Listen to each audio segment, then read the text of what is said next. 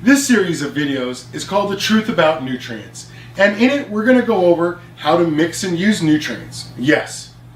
But we're also going to go over how to think about them.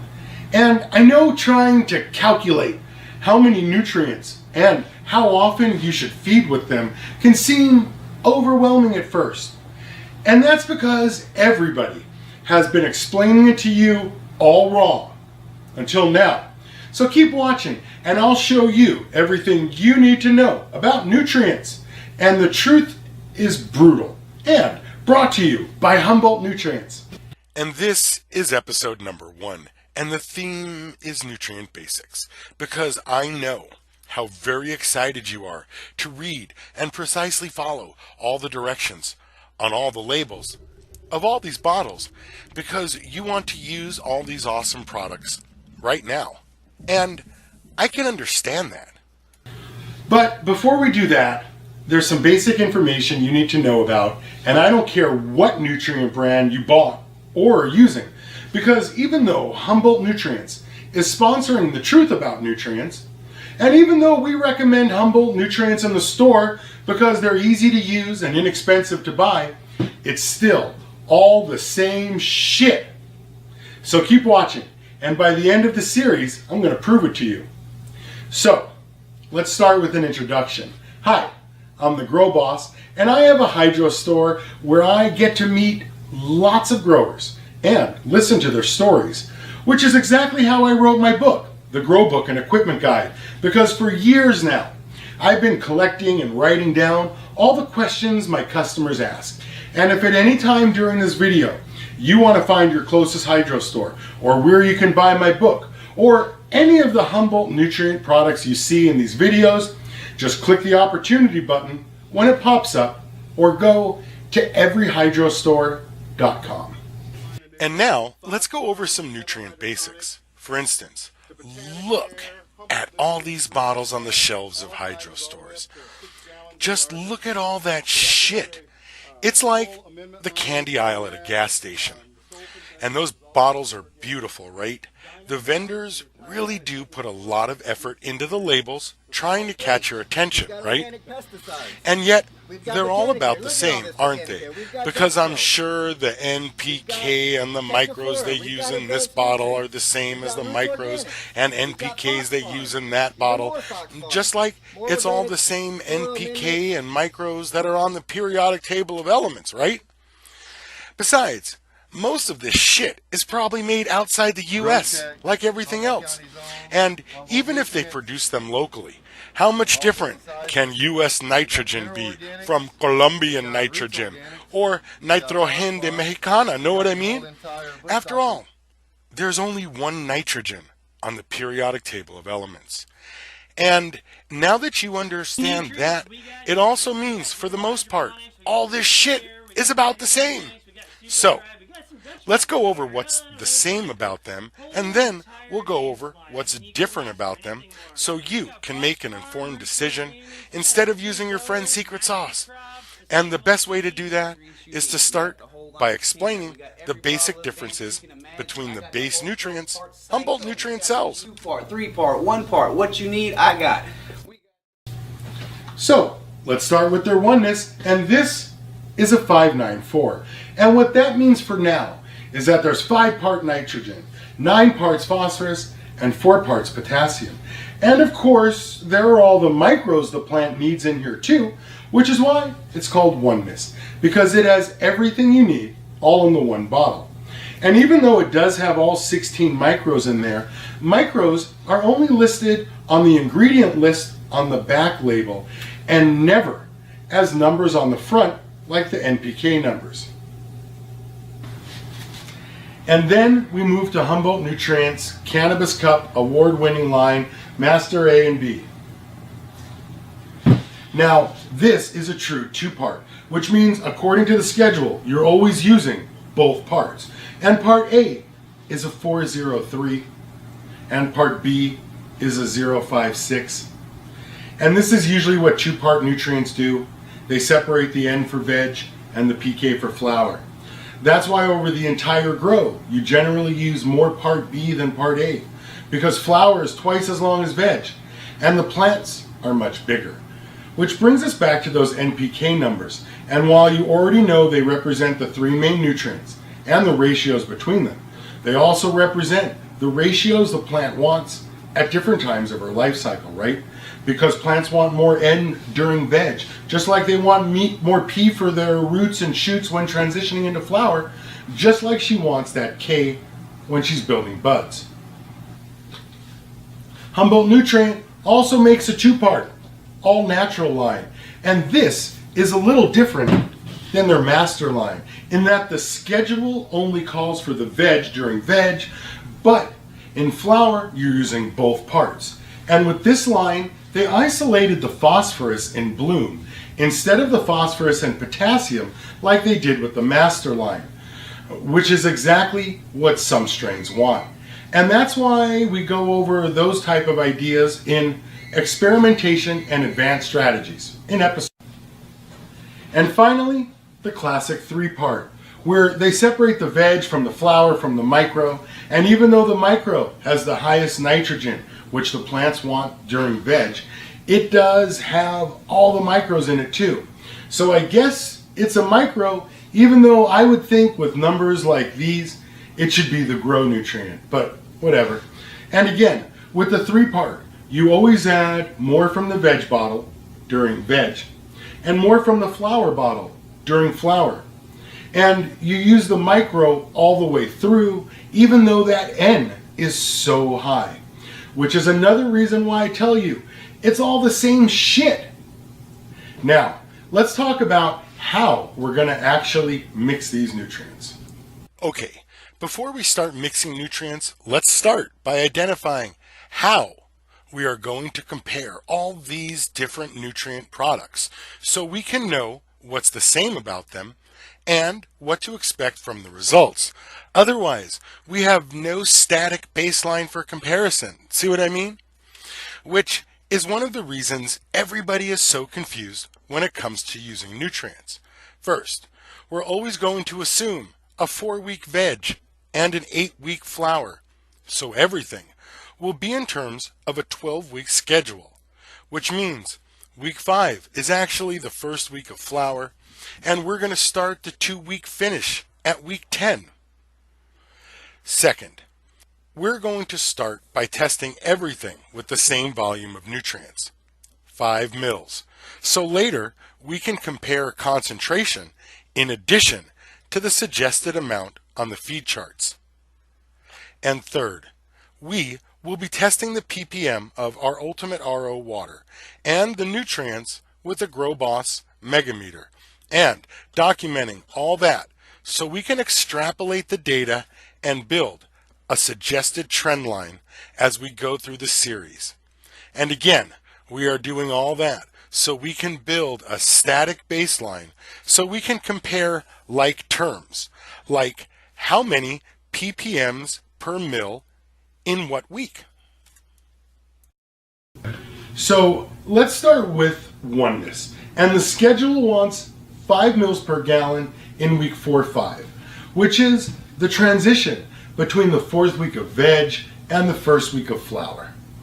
And we mix and stir, and according to the Megameter, the ppms are at 450. And now we know that Humboldt thinks that 5 mils and 450 ppms is appropriate for week 4-5 transition. And since the label calls for up to 15 mils per gallon in week 10, and since the feed chart calls for just 7 mils, I say we split the difference and call it at about 1 mil per gallon per week. And now we know that Humboldt wants us to feed an average of 1 mil or 90 ppm per week. And now we have their oneness scale, about 1 mil and 90 ppm per week. Now let's add to that information by adding more data points, and we can do that by testing the rest of their nutrients. Okay, this is Master A and B. And this is a classic 2-part where you always add some of both bottles, and you just use more part A in veg and more part B in flower. And with this line, 5 mils of each is what they suggest for week 3 flower or week 7 total. And the ppms are 450. And we're 5 mils of the oneness is 450 ppm. 5 mils of part A and part B is 450 ppm too. But even though it's twice the volume, if we add the NPK rating of these two bottles together, it equals 18, just like the NPK rating of the oneness, which is why I tell you, it's not the volume of nutrients you need to worry about, it's the concentration. And at 450 ppm, the master line is really close to their oneness. But remember, ppms doesn't tell the whole story. We also have to account for time, and where the oneness schedule calls for 450 ppm in week 1 flower, the master schedule suggests 450 ppm in week 3 flower. So let's update the chart with that amount here at week 5 flower. Now let's mix their 2-part all natural. This is all natural from Humboldt, and this 2-part calls for 5 mils pretty much right after transition and goes as high as 12 mils before the flush.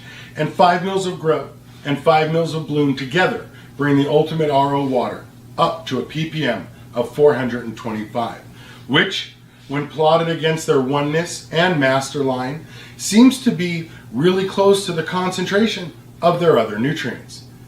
But the timing of that amount of ppm seems to match more closely to the master line than the oneness.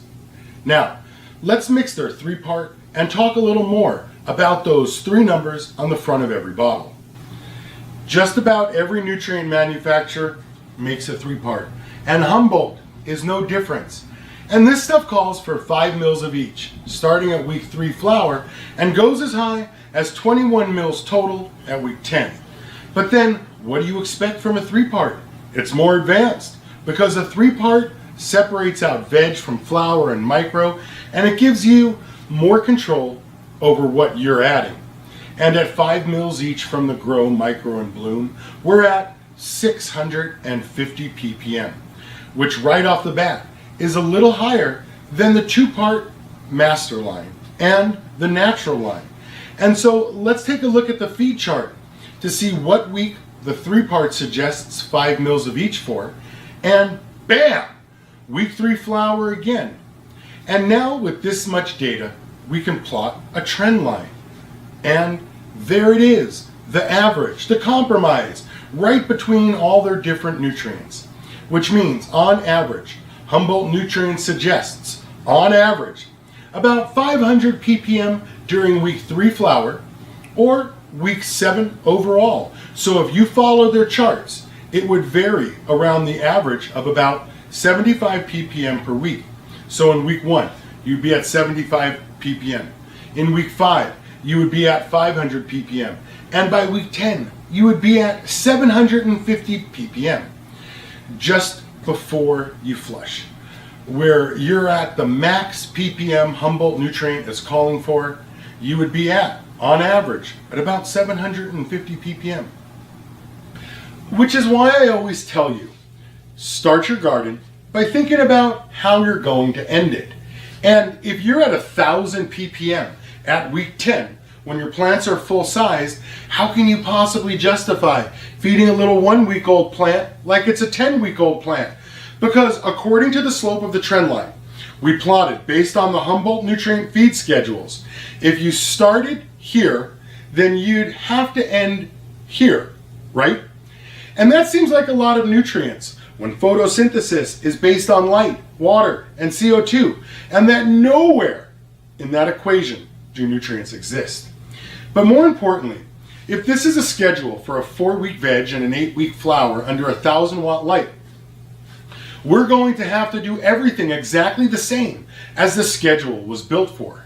We would have to veg 10 plants in 1-gallon smart pots for 4 weeks before transplanting into 5-gallon smart pots for flower. And we're probably going to have to water every 5 to 7 days on average, feeding every other time. But more importantly, now that we know veg time, flower time, light watts, plant count, bucket size, and our ppm schedule, can you see how altering any one input changes all the others? Because if you double plant count, you have to both shorten veg time and change the bucket size, which means you're going to have to adjust your nutrients accordingly, right? Which again is why I always laugh when customers tell me that they're going to use their friend's secret sauce. Or you come in talking about some sort of super soil, or how you are precisely and exactly following the feed schedule charts or the suggested amount on these bottles. Or you think there's some difference between media-based grows and hydro grows, which we will get more into in episode 4, hydro versus soil. One more comment on the schedules and the instructions on the bottles before we go on, and we're going to go over this again in episode 6, experimentation and advanced strategies. But for now, I'd just like to point out that while the oneness and the 3-part both include a weekly schedule on the back, the nutrient bottle only suggests 5 mils per gallon regardless of the week. And while the 3-part tells you how many mils per liter to add, the oneness and natural lines suggest mils per gallon. And where the schedules on the 3-part and oneness bottles are based on a 2-week veg, the printed schedules for the same nutrients are based on a 4-week veg. And this is not a manufacturer error limited to Humboldt Nutrients. All nutrient vendors do it just like that. And they do it because the more confusion that surrounds nutrients and the more mystique they can create and surround the cannabis growing process with, the more shit they can sell you. And the easier it is for them to blame your failure on anything but their nutrients. And we'll go over that more in episode 6, experimentation and advanced strategies. But for now, I just want to be clear that even though these labels and schedules are confusing and designed to trick you, when you know what's important, they go a lot deeper than what's on the bottle, if you want to use them correctly. Okay, you're probably more confused than ever, and that's why we're going to build upon and tie in this information in episode number 2, concentration and quality, because that's where we are going to talk more about the ratio between N, P, and K, and what the vendors are telling us we need to add for veg and for flower versus the reality of the situation. And now that we created a baseline to compare, we are going to go even deeper into how much and how often to feed. For now, though, let's finish up this episode. Crops, sustainable teas, we got RO systems, we got a little bit of everything. Okay, I'm the Grow Boss, and this is The Truth About Nutrients, a series with everything you need to know about the reality of using nutrients, sponsored by Humboldt Nutrients. And if you like the video, don't forget to buy Humboldt Nutrients and subscribe to the channel. And if you have any questions between now and then, you can always schedule a consult with me by clicking on the opportunity link or going to my website. Trust me, I know how much you've spent and how much time you have invested in this, and I promise I can fix your garden in about an hour. So call me before you quit.